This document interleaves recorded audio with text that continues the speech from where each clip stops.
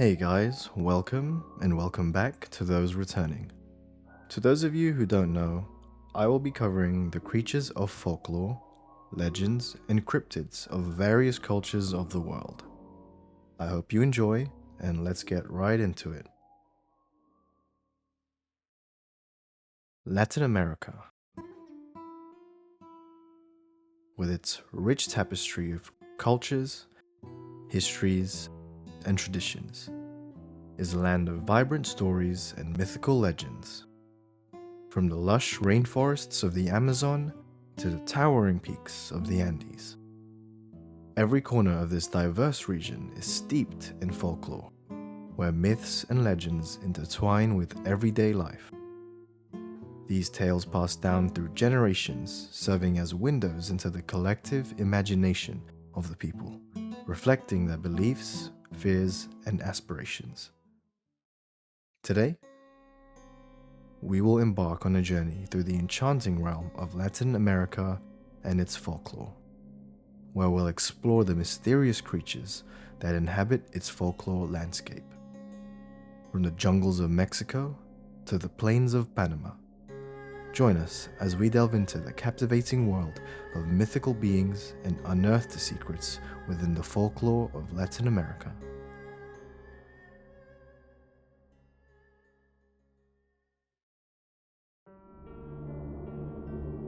El Nahual.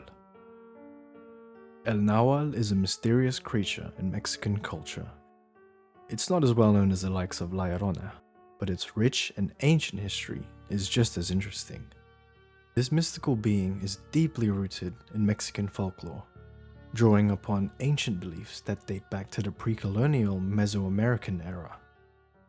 Known for its shape-shifting abilities, El Nahual is believed to be a human who can transform into various animals.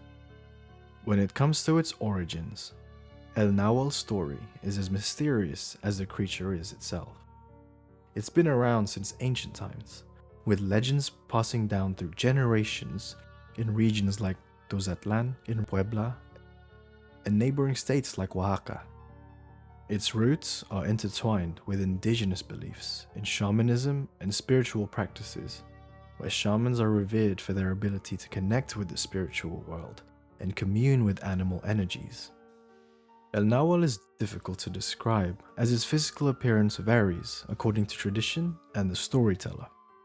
However, while its physical form may be dependent on the storyteller, it's typically associated with spiritual animals such as wolves, birds, jaguar, or even a dog.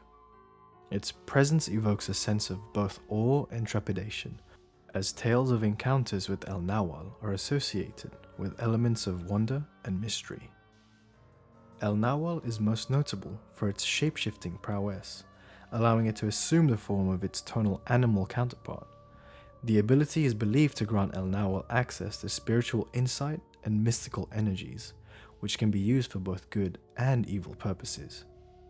Some see El Nahual as a protector, while others view it as a malevolent force, capable of causing mischief and harm. It's known to hold a special place in Mexican folklore, serving as a bridge between the human and animal realm. Its legend reflects the deep-seated reverence for nature and the interconnectedness of all living things. Whether revered as a guardian spirit or feared as a trickster, El Nahual embodies the enduring fascination with the supernatural and the mysteries of the unknown. I find the legend of El Nahual very intriguing, as it speaks for the belief of humanity's primal connection with the natural world. The idea of shape-shifting beings and the blurred boundaries between human and animal forms tap into our deepest and primal fears. I believe that the El Nahual story serves as a reminder of the rich intricacies of Mexican culture and the enduring power of folklore to capture the imagination and provoke the contemplation of the mysteries of nature.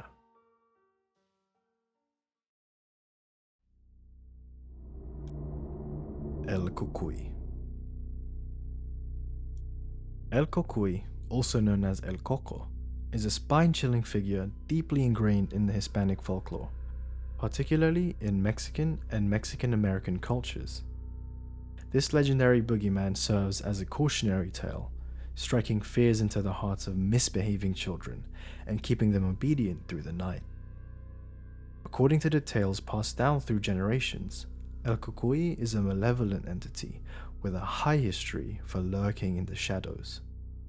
El Cucuy is an enigmatic creature that cannot be described in a single manner, having portrayals ranging from a towering shadowy figure with glowing eyes to a shape-shifting monster that can take on different forms, depending on the fears of the victim. Some describe it as having long, bony fingers reminiscent of claws, while others envision it as vaguely humanoid, having alligator-like features. The legend of El Cucuy transcends linguistic and cultural boundaries, with similar mythical beings existing in various cultures around the world. It's very similar to Western boogeyman folklore. It's important to highlight that the El Cucuy is a creature that appears in almost all Latin American folklore, with its ever-changing appearance and backstory depending on the culture and region. The only shared truth about El Cucuy is through its comic nature to prey on disobedient youngsters. This is done in Hispanic communities and typically told by parents and grandparents to keep children in line, warning them of the consequences of disobedience and misbehavior. Whether it's hiding under beds, in closets, or on rooftops, El Cucuy is always depicted as a menacing presence, instilling terror in the hearts of children who dare to defy authority. Despite the ambiguity surrounding its origins, El Cucuy remains a powerful symbol of childhood nightmares and parental authority. Its tales have been passed down through centuries, evolving from each retelling but retaining their core message of discipline and obedience. For many individuals of Hispanic descent, memories of El Cucuy serve as a nostalgic reminder of children's fears and the importance of respecting parental authority. Chupacabra. Chupacabra is a cryptid steeped in mystery and intrigue, and has emerged as a prominent figure in Latin American folklore. Its origins trace back to the mid-1970s, when reports surfaced of livestock found dead. Their bloods were drained and their bodies bearing peculiar puncture wounds. These incidents were initially attributed to El Vampiro de Moca. It ignited fear of the malevolent creature prowling the countryside. Chupacabra's significance extends beyond mere folklore. It embodies deep-rooted fears and anxieties prevalent in Latin American communities. As a symbol of unknown and the supernatural, it serves as a cautionary tale. It warns against venturing into the wilderness alone and disobeying societal norms. Chupacabra's cultural impact permeates various facets of society, including art, literature, and entertainment. It's inspired countless books, movies, and artworks, becoming a fixture in popular culture, and is a subject of fascination for enthusiasts of the paranormal or cryptozoology. Despite skepticism and scientific explanations attributing sightings to misidentified animals or natural phenomena, the legend of Chupacabra endures, captivating the imaginations of believers and skeptics alike. If I'm being completely honest, I only know the Chupacabra because of South Park. And now that I'm reading more and researching into what the actual history behind it is, it's actually pretty scary. For in South Park, it wasn't known as Chupacabra. It was known as something else, but, watch the episode if you really wanted to know. El Sombrerón. El Sombreron is a prominent figure in Guatemalan folklore and beyond. It's a legendary character whose tales have captivated generations. Its origins are shrouded in mystery and trace back to ancient times, with variations of his story found in countries across Central and South America. El Sombreron is known by different names. Please excuse my pronunciation, but names like Cipitio or Sitzimite. His iconic appearance remains consistent though, a short man clad in black attire, adorned with a wide-brimmed hat and ornate accessories. Central to El Sombreron's legend is his peculiar obsession with braiding. Whether it's the mane of a horse or the hair of a young woman, he weaves intricate patterns with eerie precision. His nocturnal visits, often accompanied by a pack of mules carrying coal, strike fears into the hearts of those who cross his path. When El Sombreron sets his sight on a woman, he displays a blend of courtship and torment. He serenades his chosen one with a silver guitar, wooing her with haunted melodies under the moonlit sky. However, his affections come with a sinister twist. He sabotages her meals with soil, often robbing her of sleep and peace of mind. One of its most renowned tales revolves around a young woman named Susana, with encounters with El Sombreron leading to anguish and despair. Despite the protection of her parents, Susana finds herself ensnared by El Sombreron due to his enchantments. She is unable to escape his relentless pursuit. Only through drastic measures, cutting off her hair and seeking divine intervention, did she find reprieve from his haunting presence. Culturally, the legend of El Sombreron serves as a cautionary tale, particularly for young women, urging them to heed parental guidance and uphold societal norms. It reinforces the importance of modesty and obedience while warning against the dangers of succumbing to forbidden desires. I find myself intrigued by El Sombreron's character. The themes of obsession and manipulation resonate with universal human experiences. La Llorona. La Llorona, or the Weeping Woman, is one of the most infamous legends of Mexican folklore. Origins of La Llorona has forever terrified the children who know the folklore, and has evolved over the countless retellings of its story, even being adapted to modern Hollywood films, such as the mediocre 2019 film, The Curse of La Llorona. Just a side note, I really wanted to like this movie and I wanted it to be good. It had James Wan, who was behind the legendary Conjuring and Insidious films, as a producer, but even that didn't really save it. In fact, I think this was just a marketing scheme used to, get more fans like myself to watch the films just because it has James Wan's name in it. But anyways, let's go back to topic. La Llorona is most prominently portrayed to be a spectral figure clothed in a white dress. She is described as having long black hair that covers her weeping face, and notorious for her haunting cries that echo through the night, haunting children and adults alike of her eternal grief and pain. La Llorona is often seen near bodies of water, reminding people of her backstory as her presence is reflected in the rippling surface, forever searching for her lost children. The legends date back to the early days of Mexico, with roots in both indigenous and colonial histories.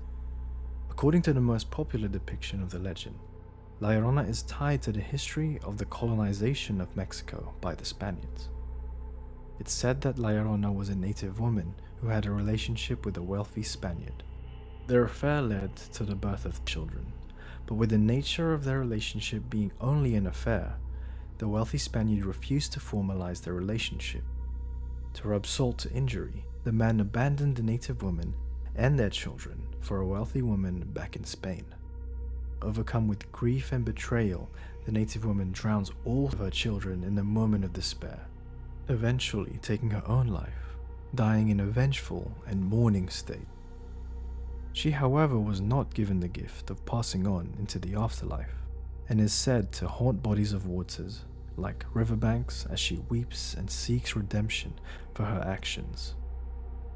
Another alternative backstory of La Llorona stems from the belief that La Llorona is based off the historical figure La Malinche.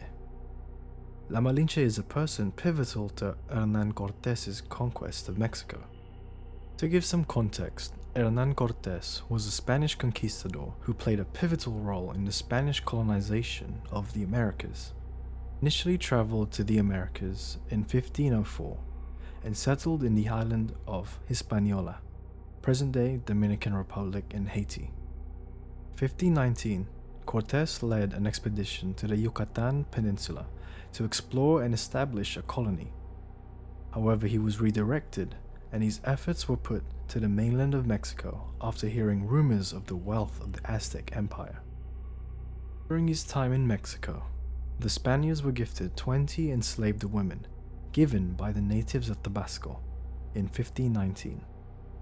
One of these enslaved women was La Malinche, also known as Doña Marina, who Cortes took a liking to and served as his interpreter and consort. La Malinche played a crucial role in facilitating communication between the Spanish and the indigenous people of Mexico. Cortes and La Malinche end up having children as well, with one of her children being Martin Cortes, considered one of the first mestizos of European and Mexican ancestries. Her role in the Spanish conquest has been a subject of controversy and debate, with some people viewing her as a traitor to her people for aiding the Spanish, while others see her as a survivor doing whatever it took to survive a dangerous situation. Overall, her story is a symbolism of complexity, being that of resilience and yet betrayal. She is seen as a tragic figure and an important one in Mexican history and culture. I believe that there is a possibility that the folktale of La Llorona stems from the disdain of the natives against La Malinche, being a figure that can be blamed for taking part in the colonial actions of Spaniards. Natives may choose to tell a twisted tale of the story, not only the dangers of misbehaving, but the dangers of siding and sharing allegiances with colonizers. These two portrayals of La Llorona actually seem more tragic. I find it hard to believe that this adaptation of La Llorona would go out her way to take children away and murder them. I know that it's told that La Llorona will kidnap bad children in order to teach them morals or a sense of karma, but for these depictions, I would think that La Llorona would be more of a guiding spirit that would save or guide children into right or good actions. In that way, she redeems herself from her previous wrongdoings and being given a second chance to a better afterlife. But that's my in-head lore. I don't know. I feel for this portrayal of La Llorona, and I don't think evil is her innate nature, merely a victim of a negative circumstance and bad environment. Another interpretation of La Llorona is rooted in Aztec mythology. It suggests that La Llorona may have originated as a manifestation of the Aztec goddess Cihuacoatl, who was associated with childbirth and death. In this version, her cries are seen as an omen of impending doom, signaling the end of an era or the arrival of a great tragedy. I can definitely see the modern interpretation of La Llorona sharing traits from all variations of backstories, from the influence of La Malinche's relationship with the Spaniard to the Aztec Cihuacoatl's cries of bad omen. I really think that there is no true correct backstory, and like mentioned before, serves as an evolution of multiple influences that shape what we know of the La Llorona to be today.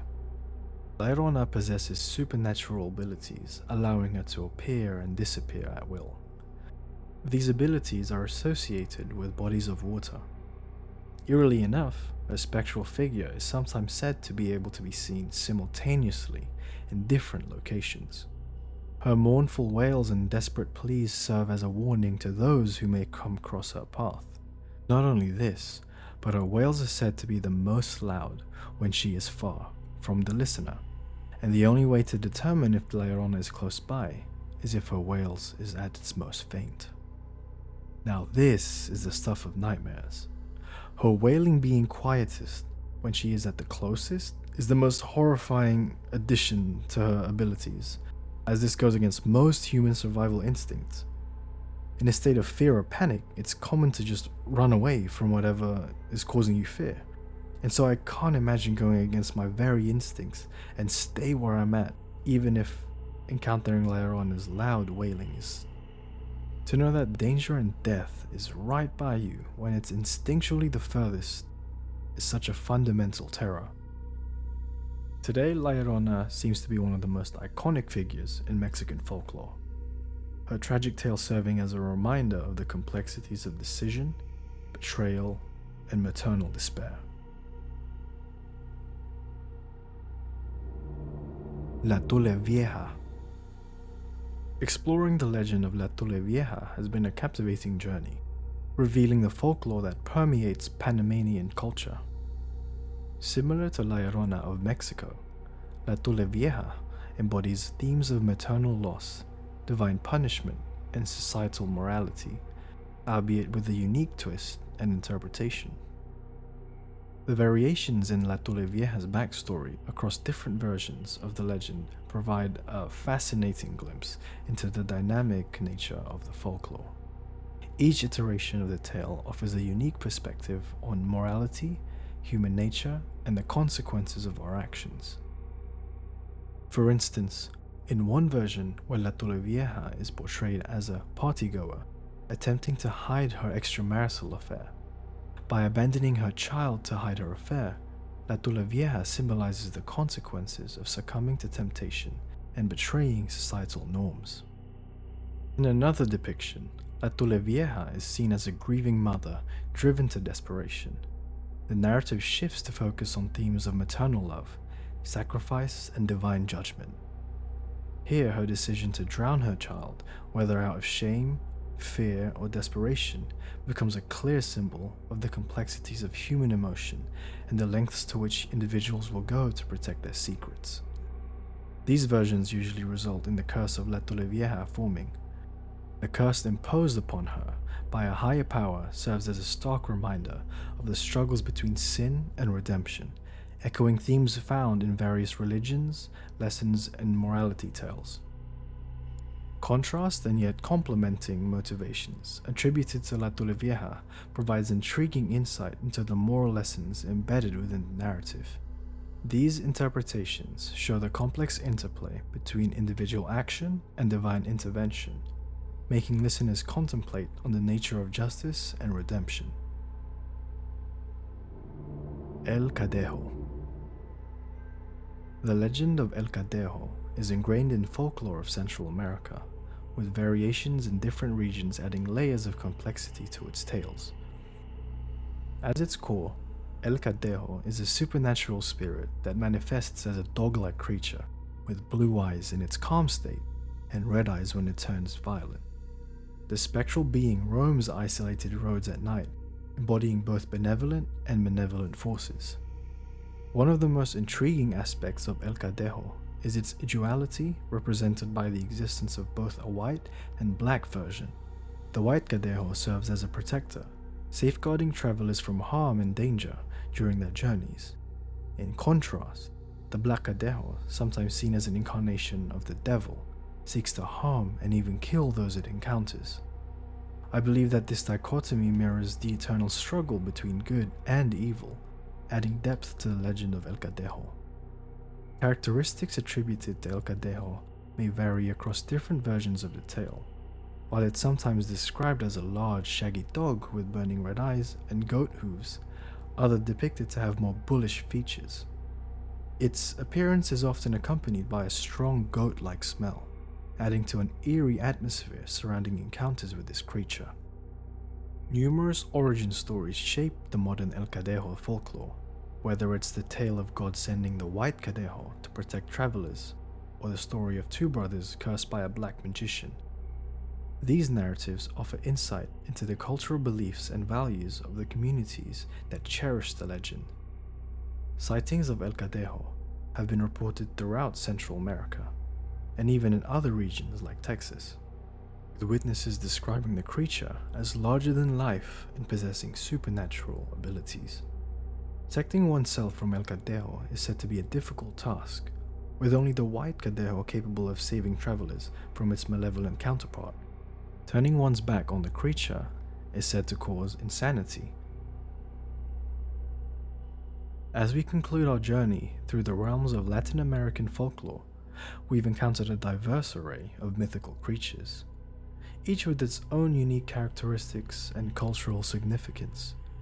Whether viewed as cautionary tales, cultural artifacts, or a source of entertainment, these mythical beings continue to captivate the imagination and spark curiosity about the supernatural world that lies beyond our understanding. Thank you guys for watching. I'll see you guys next time for more Nightmares of Folklore.